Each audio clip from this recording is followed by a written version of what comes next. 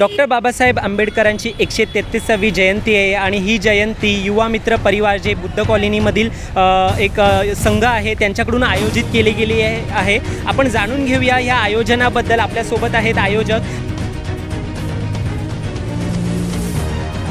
Sir, कशी चालले हे आयोजन, कसं केलं आहे तुम्ही ही जयंती आम्ही 3 वर्षापासून आम्ही हा 3रं वर्ष आम्ही वर्गणी काढून स्वखर्ची आम्ही वर्गणी करतो। स्वखर्चाने ही जे आहे ते आयोजन केलं जातं। सर, तुम्ही काय म्हणाल? 133वी जयंती आहे डॉक्टर बाबासाहेब आंबेडकरांची, त्यांचे विचार आणि त्यांचं जे काही बोलणं होतं ते आता युवा पिढींसमोर कसं त्यांनी कसं एक धरलं पाहिजे, त्याला कसं त्यांनी सांभाळलं पाहिजे त्या विचाराला। सर्वप्रथम मी सगळ्या आपल्या आंबेडकरी समाजाला मी माझ्या वतीने भीम जयंतीच्या सर्वांना शुभेच्छा देतो।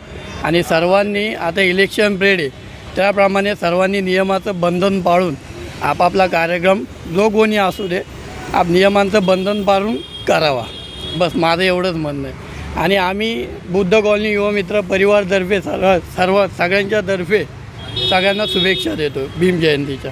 तर हे आयोजन कसं आहे आणि कसं केलं गेलं आजच्या दिवसाचं, आणि कसं रात्री कसं एक वातावरण होतं आणि आता संध्याकाळपर्यंत हे आयोजन कसं आहे एकंदरीत पूर्णच? सर्वप्रथम मी भारतातील तमाम नागरिकांना आंबेडकर जयंतीच्या हार्दिक शुभेच्छा देतो। आपल्या व्ह्यूवर्सलाही शुभेच्छा देतो।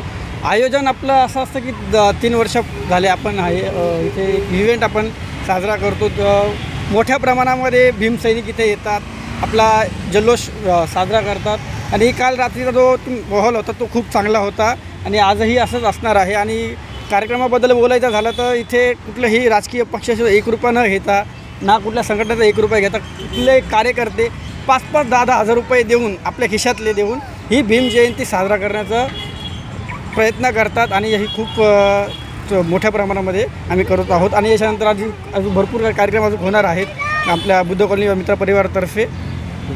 तर ही आहे 133वी डॉक्टर बाबासाहेब आंबेडकरांची जयंती, जी बुद्ध कॉलनी युवा मित्र परिवारातर्फे आयोजित केली गेली आणि खूप उत्साह आहे आणि उत्सव इथे दिसतोयच आहे। तर असेच बातमी पाहण्यासाठी तुम्ही प्राईम टाईम कुर्ल्याला फॉलो करा आणि सबस्क्राईब करा प्राईम टाईम नेटवर्कला। मी ओमकार साळवी, कॅमेरामॅन हर्ष बरोबर।